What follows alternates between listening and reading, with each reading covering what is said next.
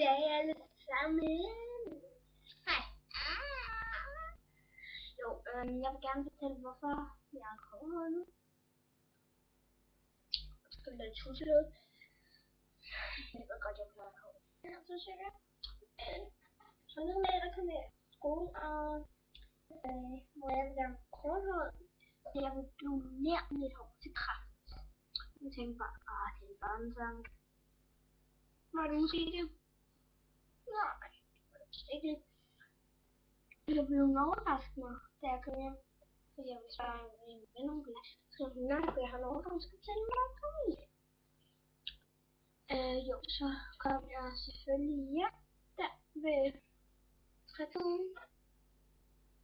Cirka. Nej. Halv 4. Der kom jeg så hjem. Og halv 4, fordi jeg også var i en fritidsklub. Halv 4, så kom jeg hjem, og så var hun overrasket med. Jeg skulle gå klubben, og der alle butikker lukket. Og selv da mine tidsbestillinger, de havde ikke tid.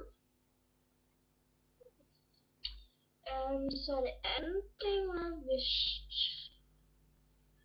næste dag, så kom jeg ud på køkkenet. Og et par dage siden, jeg har lavet med det her 2 dage. I weekenden. Så var klippet fredag. Fredag blev jeg klippet.